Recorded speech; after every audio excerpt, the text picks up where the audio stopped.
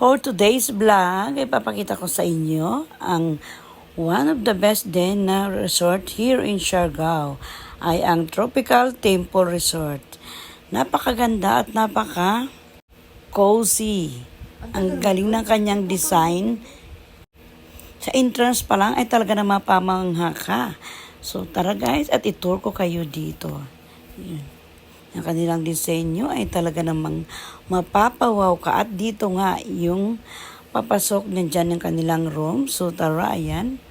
Ayan, napaka haba. Parang napaka-cool niya talaga guys. So dito nga kami nag-stay.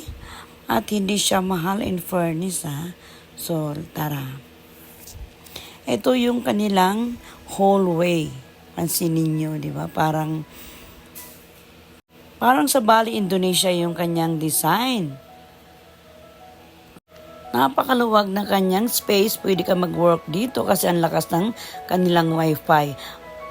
At ito, dito nga ay may table na pwede ka mag-stay, mag-cafe, or mag-order ng kanilang food.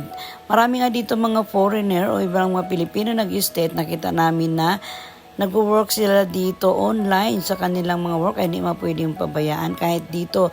Ito ay bandang likod. Tingnan nyo naman ay napaka-fresh din talaga at pwede ka rin tumambay dito kasi dun sa unahan ay mayroong swimming pool. Ayan. Ang presko.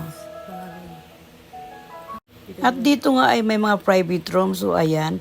Ang nagkakahalaga naman ng ito ng 3,000 or 3,500 per night. Ayan. With a minimum of 2 packs siya. Ang ganda. Ayan. Ayan. At dito pa sa unahan ay mayroon pang rin mga rooms.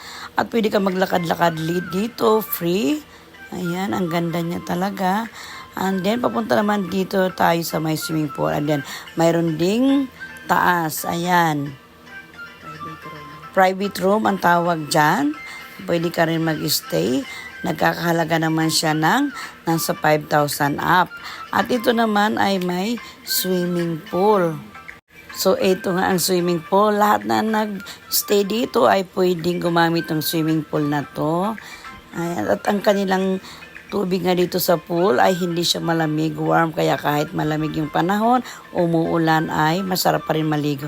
At ito nga ang kanilang beach. Ayan. Pwede kang moment dyan. At mayroon ditong kitchen. At mayroon din mga tables. At mayroon din ditong bar. Ayan. Ang sarap mag-stay dito anytime. Hindi siya crowded.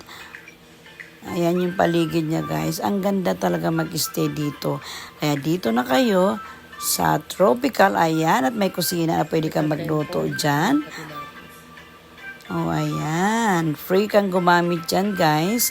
As long as nag-staycation ka dito, ay pwede mo itong gamitin. So, yun lang, guys. Bye!